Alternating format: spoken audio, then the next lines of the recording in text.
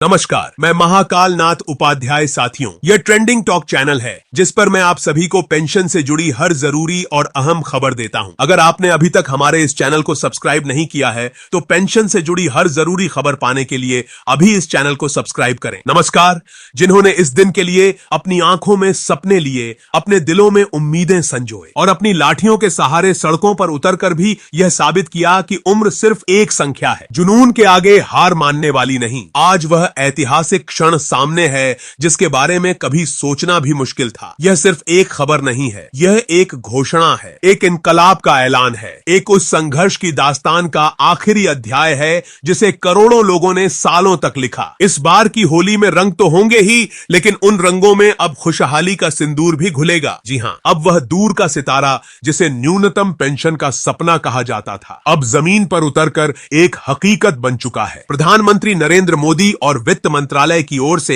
एक ऐसा ऐतिहासिक फैसला सामने आया है जिसने पिछले कई दशकों की सारी बेरुखी, सारी लापरवाही और सारे झूठे वादों को एक झटके में धोकर रख दिया है। यह अब तक का सबसे बड़ा पेंशन सुधार बताया जा रहा है और इसका श्रेय जाता है सिर्फ और सिर्फ आप सबकी एकजुटता और कमांडर अशोक रावत के अटूट संकल्प को। सूत्रों की माने तो सरकार ने आखिरकार घुटने टेक दिए हैं। कमांडर अशोक रावत और उनकी पूरी टीम की वे सारी अहम मांगे जिन्हें कभी असंभव करार दिया जाता था, आज पूरी तरह से मंजूरी की दहलीज पर खड़ी है। यह कोई मामूली जीत नहीं है, यह उन तमाम दबे कदमों की आहट की जीत है जिन्होंने दिल्ली की सड़कों को थरथरा दिया था। यह उन हाथों की जीत है जिन्होंने सरकारी दफ्तरों के बाहर धरना देकर अपने हक की मांग को बुलंद किया। प्रधानमंत्री मोदी ने खुद इस मामले में हस्तक्षेप करते हुए वित्त मंत्रालय को साफ निर्देश दिए हैं कि देश के उन बुजुर्गों के साथ जिन्होंने अपनी जवानी इस देश की तरक्की में लगा दी, अब कोई अन्याय बर्दाश्त नहीं किया जाएगा। यह फैसला न सिर्फ आर्थिक मदद है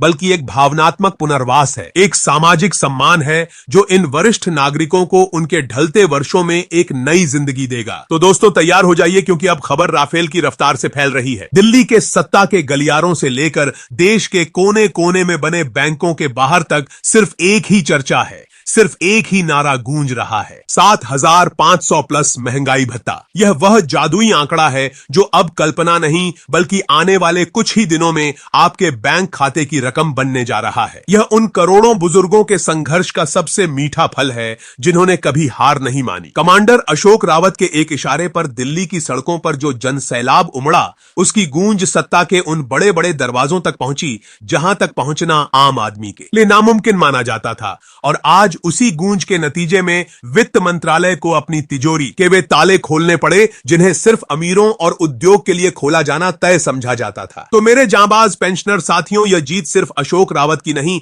यह जीत आप में से हर उस शख्स की है जो चिलचिलाती धूप में खड़ा रहा। यह उस बुजुर्ग की है जिसने दवा छोड़ दी लेकिन संघर्ष नहीं छोड़ा। यह उस महिला की है जिसने अपने पति के निधन के बाद अकेले इस लड़ाई को जारी रखा। यह उस युवा की है जिसने अपने माता पिता के इस हक के लिए आवाज बुलंद की। प्रधानमंत्री मोदी और वित्त मंत्री का यह फैसला वाकई इतिहास के उन सुनहरे पन्नों में लिखा जाएगा जहां जनता की ताकत ने सरकार को झुकने पर मजबूर कर दिया। होली का असली रंग अब तब चढ़ेगा जब हर घर में गुलाल के साथ साथ खुशहाली की मिठाई भी बटेगी और घर घर में जश्न का माहौल होगा। पेंशन भोगियों के धैर्य, संघर्ष और पराकाष्ठा ने आखिरकार वह कर दिखाया जिसे असंभव माना जा रहा था। दिल्ली के उन ऊंचे ऊंचे मंत्रालयों के गलियारों से लेकर देश के हर गांव, हर कस्बे और हर शहर में बसे करोड़ों ईपीएस 95 पेंशन धारकों के लिए आज न्याय का सूरज पूरी चमक के साथ उग आया है। वह लंबे समय से चली आ रही मांग,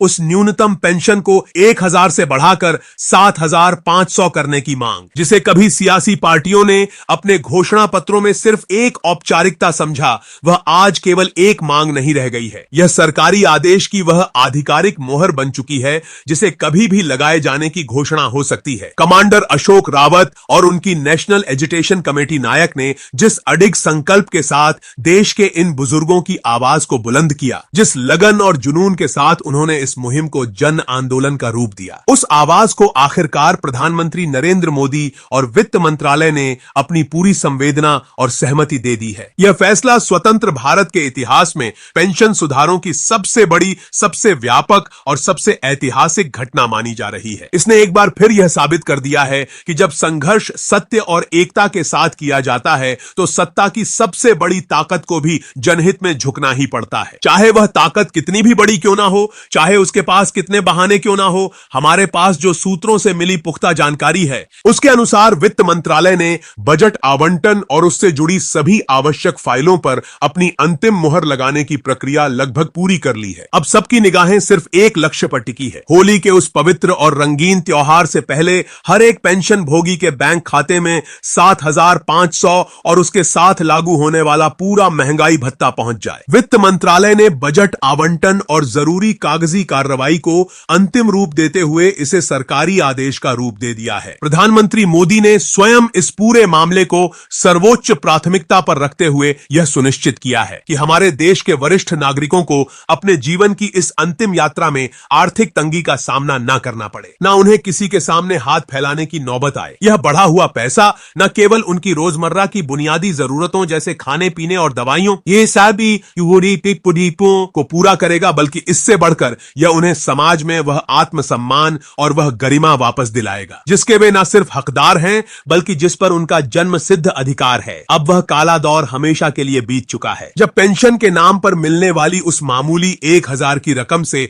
एक हफ्ते की दवाइयां भी नहीं आती थीं, तो पूरे महीने का खर्च तो दूर की बात थी। जब बुजुर्गों को अपने ही घरों में यह सोचकर शर्मिंदा होना पड़ता था कि वे अपने परिवार पर बोझ है, वह दौर अब इतिहास के पन्नों में सिमट कर रह जाएगा। लेकिन दोस्तों, इस पूरी कहानी का एक दूसरा पहलू भी है जो बेहद दर्दनाक है, बेहद गहरा है और जिसे समझना हर उस नागरिक के लिए जरूरी है जो इस लोकतंत्र में जीता है। यह पहलू हमें उन अंधेरे दौर से रूबरू कराता है जहां से यह संघर्ष गुजरा है। सवाल यह उठता है कि आखिर इतने सालों तक, दशकों तक सरकार के व्हाइट कॉलर अफसर, वे नीति निर्माता जिन्हें हम सरकार कहते हैं, उन्होंने देश के इन बुजुर्गों को जानबूझकर अंधेरे में क्यों रखा? कैसे वे आंकड़ों के उस माया जाल में फंसाकर, फाइलों के उस चक्रव्यूह में डालकर उन्हें सालों तक पागल बनाते रहे? सरकारी दफ्तरों की उन वातानुकूलित कुर्सियों पर बैठे उच्चाधिकारियों ने, जिनके सामने हमेशा चाय के कप और कंप्यूटर की स्क्रीन रहती थी, उन्होंने कभी जमीन की उस सच्चाई को नहीं देखा जहां एक बुजुर्ग अपने 1,000 की पेंशन से दवा खरीदने के लिए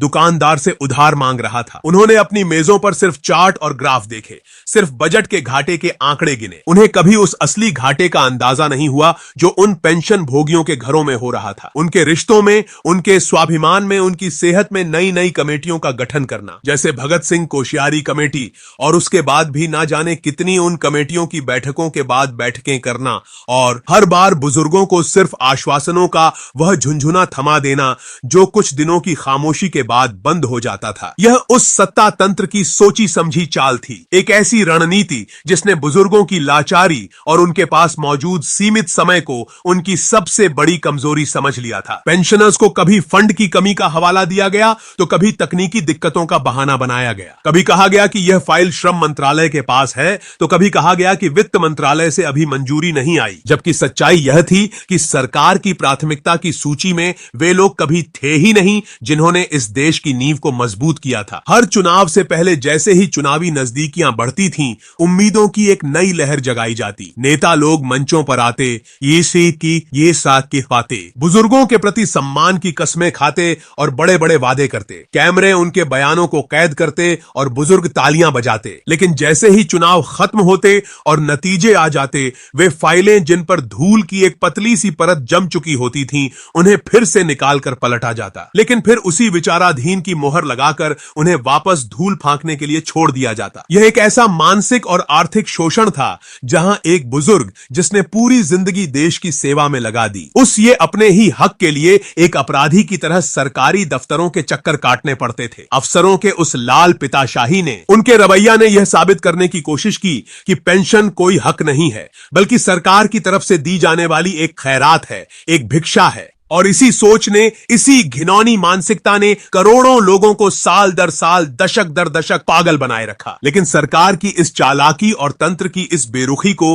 कमांडर अशोक रावत और नैक की पूरी टीम ने बहुत बारीकी से पहचान लिया। उन्होंने समझ लिया कि यह लड़ाई सिर्फ पैसों की नहीं है, बल्कि ये झूठे घमंडी और बुजुर्ग विरोधी तंत्र के खिलाफ है, जो इन वरिष्ठ नागरिकों को केवल एक वोट बैंक समझता था। एक ऐसा समूह जिसे हर 5 साल में एक बार याद किया जाता है और फिर भुला दिया जाता है। आज जो बदलाव की वो आहट हमें सुनाई दे रही है, जो फाइलों के पन्ने पलटने की सरसराहट हो रही है, वह इस लोकतंत्र के उस काले सच की कहानी है जिसे इतिहास के पन्नों में शायद ही कभी उचित जगह मिले। लेकिन हर ईपीएस 95 पेंशन भोगी के दिल में, उसके दिमाग में, उसकी यादों में यह जख्म आज भी बिल्कुल ताजा है, कच्चा है और उसे चीरता है। सच्चाई तो यही है कि सत्ता के उन गलियारों में बैठे हुक्मरानों, इस लोकतंत्र के उन स्वयंभू रक्षकों और यहां तक कि न्याय की व आई की वो आखिरी उम्मीद जगाने वाली अदालतों के कमरों में भी इस संवेदनशील मामले की फाइलों को जानबूझकर धूल फांकने के लिए छोड़ दिया गया था। प्रधानमंत्री कार्यालय, पीएमओ से लेकर वित्त मंत्रालय, श्रम मंत्रालय, हर मेज पर यह फाइल पहुंची। हर बार कोई ना कोई तकनीकी बहाना खोज लिया गया। कभी कहा गया कि रिपोर्ट में कुछ आंकड़े सही नहीं है, तो कभी कहा गया कि इसका बजट पर बहुत ज्यादा असर पड़ेगा, राजकोषीय घाटा बढ़ जाएगा। लोकतंत्र का वह मंदिर जिसे हम संसद कहते हैं, वहां भी यह मामला कई बार गूंजा। सांसदों ने सवाल उठाए, हंगामा किया, लेकिन जवाबों के नाम पर सिर्फ खोखले आश्वासन और तारीखों का वह खेल खेला गया जो बस बढ़ता ही चला गया। नेताओं ने मंचों से बड़ी बड़ी बातें की, बुजुर्गों के सम्मान की कस्में खाई, उन्हें आशीर्वाद लेने के लिए बुलाया, लेकिन जैसे ही मीडिया के कैमरों की लाइटें बंद हुईं, वे उन फाइलों को वापस दबाकर अपने आलीशान